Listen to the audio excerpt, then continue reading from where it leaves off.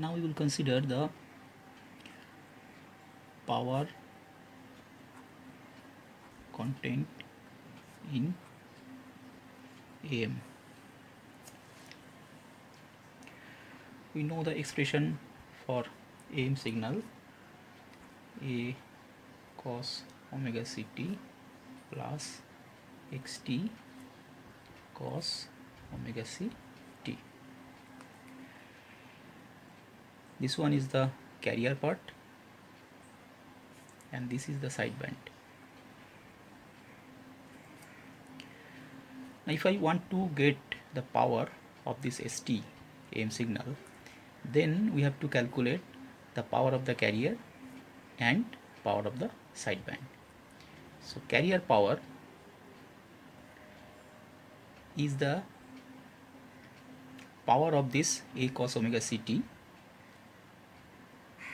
So you know that cosine function, the power of cosine function is half of its amplitude, so amplitude square rather, so it would be A square by 2.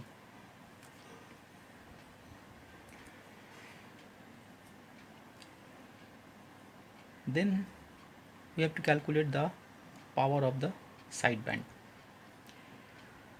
To calculate the power of sideband, what we have to do, the average power for this cosine wave is, this section is half, and for this section, since expression of xt is not given, so we cannot determine exact expression of the power of xt, so we will consider it as x squared t bar. This is the average power, and for this average power is half. So if xt is given, then we can calculate this power value of this power. Now this PS is actually consists of power of upper sideband and power of lower sideband. So power of upper sideband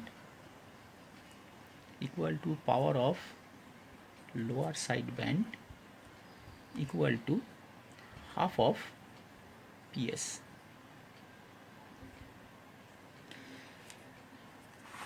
Now we can calculate the total power PT equal to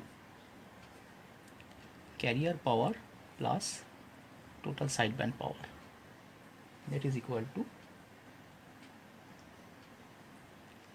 A square by 2 the carrier power plus x square t bar by 2, that is equal to half of A square plus xt square bar.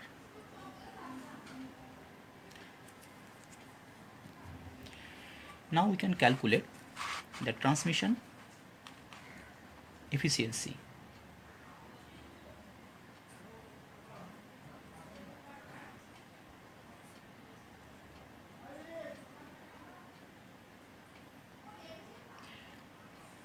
Transmission efficiency actually tells us about how much power is going to the information. So we define transmission power efficiency eta equal to ratio of the sideband power to the total power, and generally efficiency is expressed in percentage, so we multiply it by 100. Now we have already determined the expression for PS and PT, so if we put those expressions, then you can write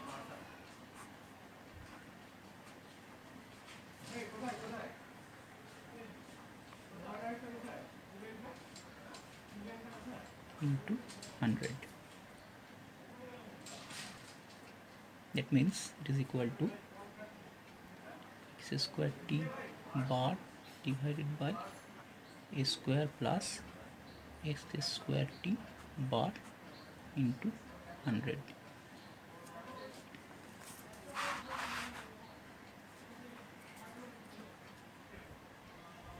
this one.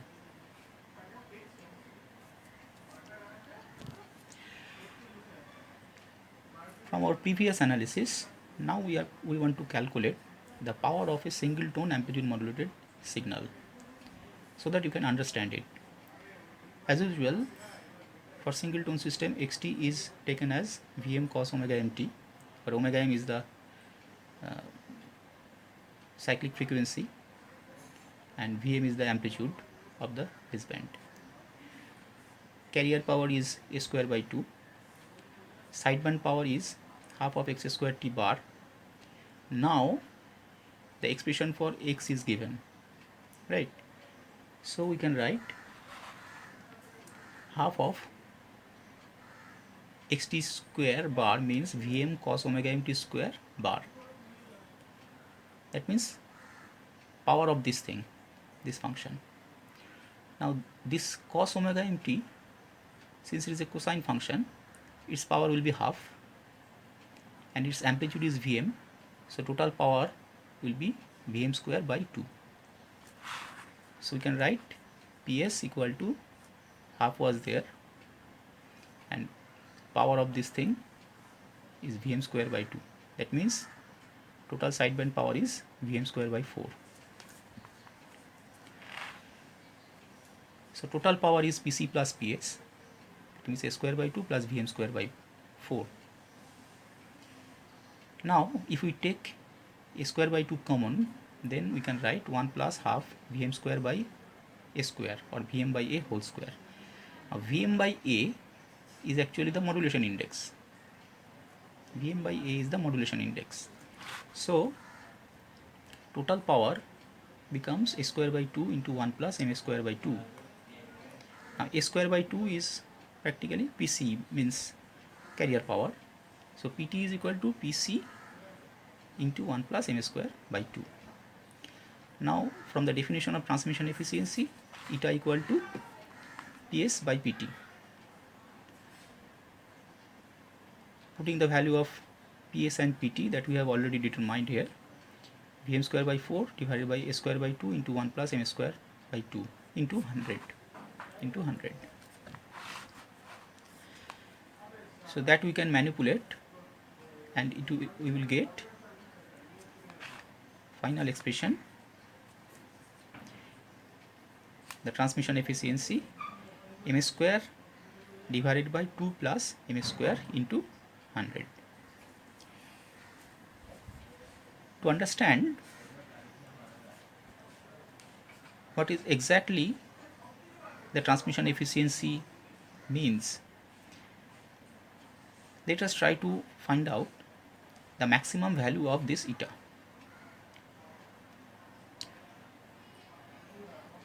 Now for conventional AM, MA, the modulation index, is less than 1,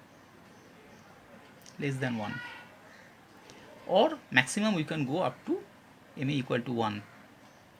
So and this expression is suggesting that as MA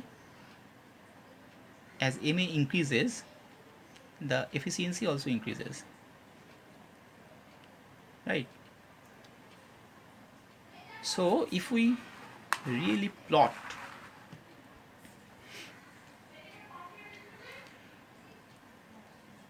the power with respect to percentage of modulation, sideband power will increase. Ps, as you can see,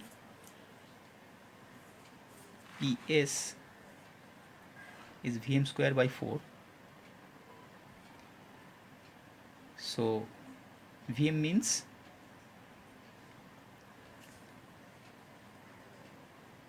MA into A.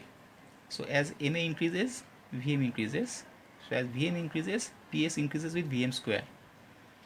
So this sideband power will increase in a parabolic fashion, right?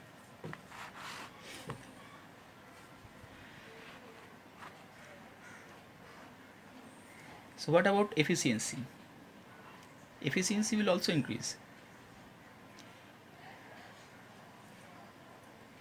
from 0 to 1. When MA equal to 0, if we put MA equal to 0, the efficiency is equal to 0. Now if we put MA equal to 1, then 1 divided by 3. So 1 by 3 multiplied by 100 will be the efficiency for MA equal to 1.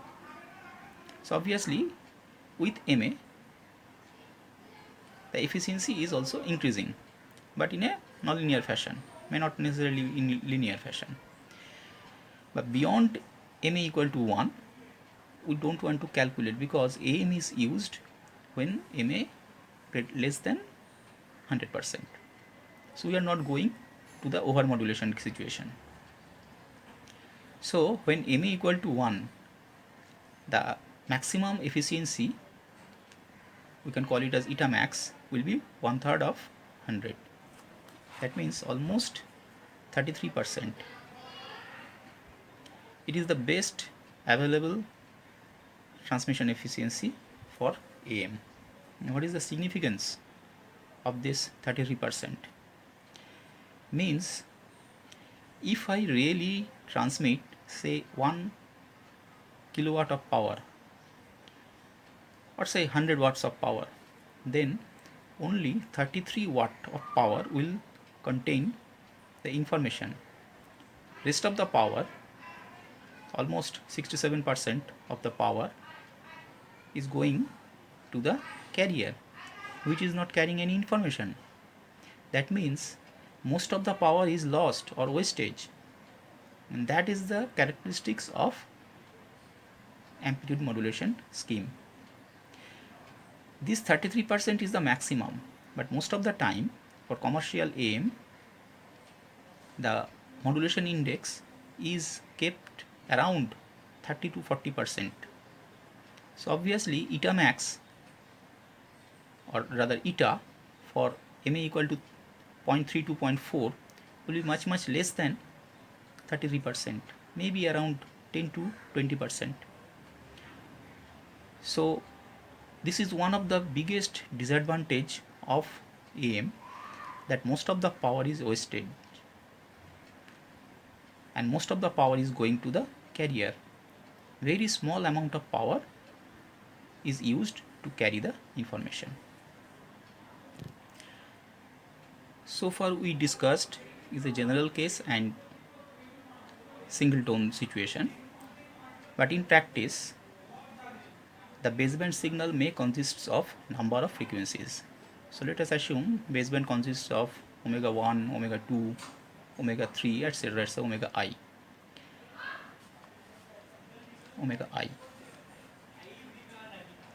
So under this condition the modulated signal can be written in this way, usual format, taking A outside. This one is V1 by A, this one is V2 by A, etc. Vi by A cos omega it. Now V1 by A is the modulation index for the first signal, first frequency omega 1. Similarly V2 by A is the modulation index for the second signal of frequency omega 2. Similarly Vi by A is the modulation index for ith signal.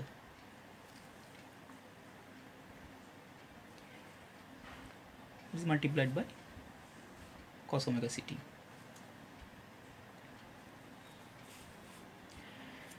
Carrier power PC is equal to A square by 2. There is no change. What about the sideband powers? Sideband power is half of x square t. Now here x square is this. So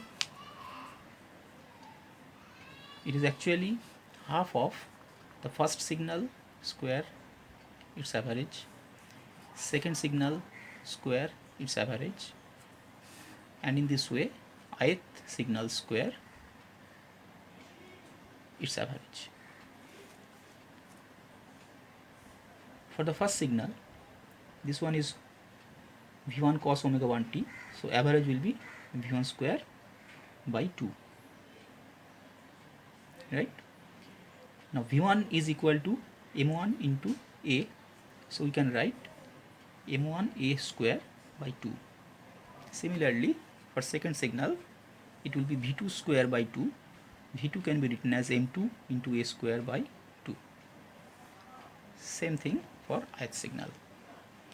So effectively, we can write 1 by 4. These two, we take common these two, so there is another half. So 1 by 2 into 1 by 2, 1 by 4 A square, M1 square plus M2 square, and up to Mi square.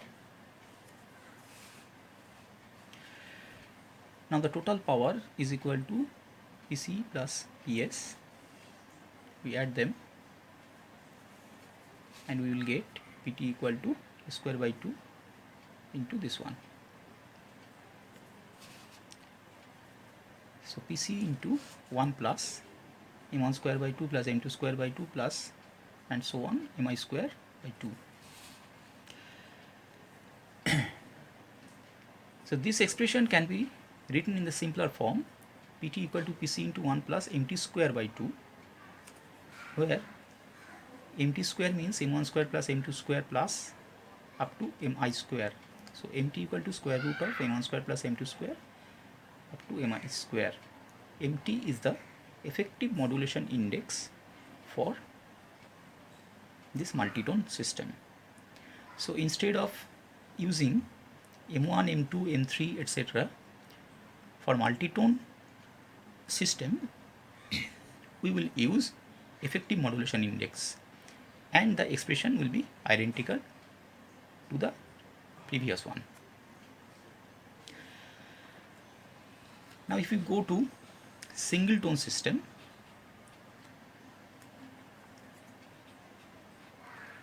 ST can be written as usual form. So what is the maximum value of the amplitude? Max. Max will be maximum when cos omega ct equal to 1. At the same time, cos omega mt is equal to plus 1. That will give you the maximum amplitude Max. That is equal to A into 1 plus Ma. To get minimum amplitude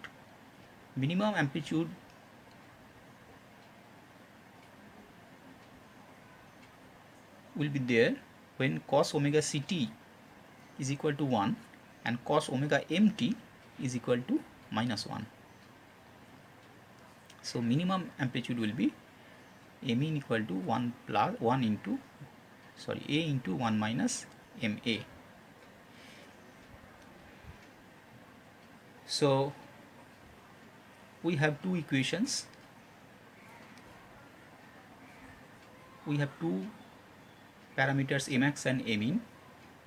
So we can calculate Ma from these two equations. Then Ma is Max minus Min by Max plus Min. So if we know the maximum amplitude and minimum amplitude, we can determine the modulation index. But this expression is valid only for single tone system, and if there is any distortion, this expression will not be valid. That means this expression is valid up to Ma equal to 1.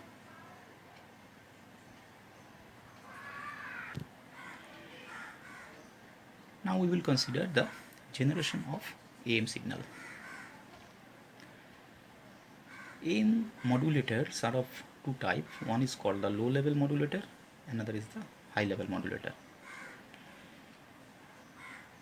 Low level AM modulation means the modulation process takes place at lower voltage level of both carrier and modulating signal. So this is the basic block diagram of low level AM generator. Here we have the baseband signal. Baseband signal is assumed to be low level. RF oscillator will generate the carrier signal. and oscillator generally generates low level of power. So this low level AM modulator will receive low level baseband and low level carrier power. The output is the modulated signal, and obviously the output is also weak, and to transmit this weak output we need power amplifier, and after the power amplifier the wave gets transmitted through antenna. Square law diode modulator is an example of such low level modulation. Now the high level AM generation. High level means the voltage level of the modulator inputs are high enough. This is the basic block diagram. So to make the baseband signal high level, we need a power amplifier in the audio range, assuming baseband signal is in audio range. So here we have high level amplified baseband signal. RF carrier oscillator is generating weak carrier, low level carrier, that must be amplified by this narrow band power amplifier. So here we have high level carrier. Now the high level AM modulator is receiving high level baseband as well as high level carrier. So modulation takes place at high level. So the output voltage, obviously the modulated signal, is also of high level.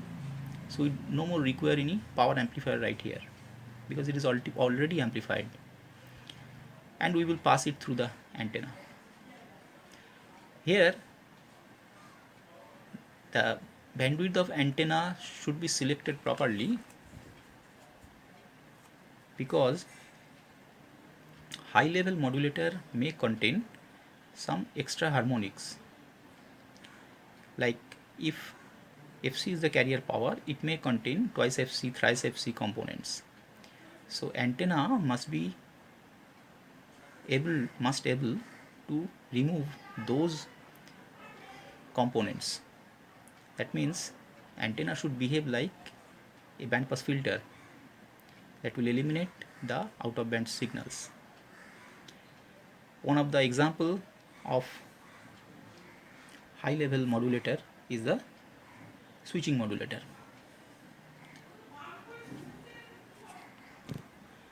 Now we will consider the a kind of low level modulator. It is the square law diode modulator. The basic modulator for the square law diode modulator is this diode. The circuit is very simple. We have carrier source, we have baseband source, and to bias this diode we need a battery, and after this diode we need a band pass filter. Now diode must operate in a nonlinear region.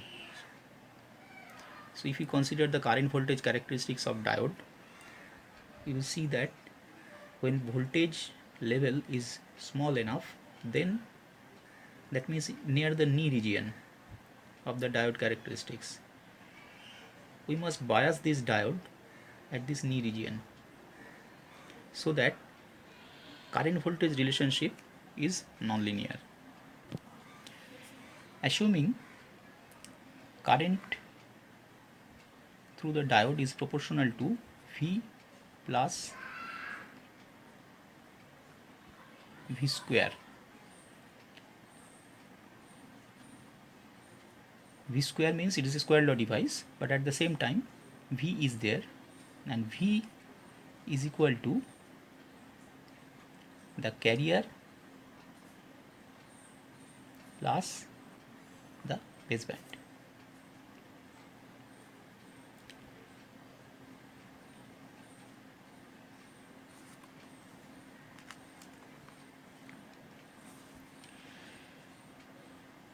Now V square means a square cos square omega c t plus x square t plus twice a xt cos omega c t. So I is proportional to V as well as V square. That means the current should contain the original voltage and the square of the voltage.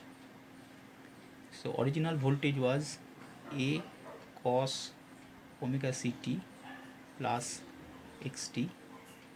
V square means, actually we should add some coefficient right here, a, b, etc. But for the sake of simplicity we have avoided it. You just assume I is proportional to V, at the same time I is proportional to V square. So both V and V square are there. So a cos omega ct plus xt, and we have this term V square. So a square cos square omega ct plus x square t plus twice a xt cos omega ct.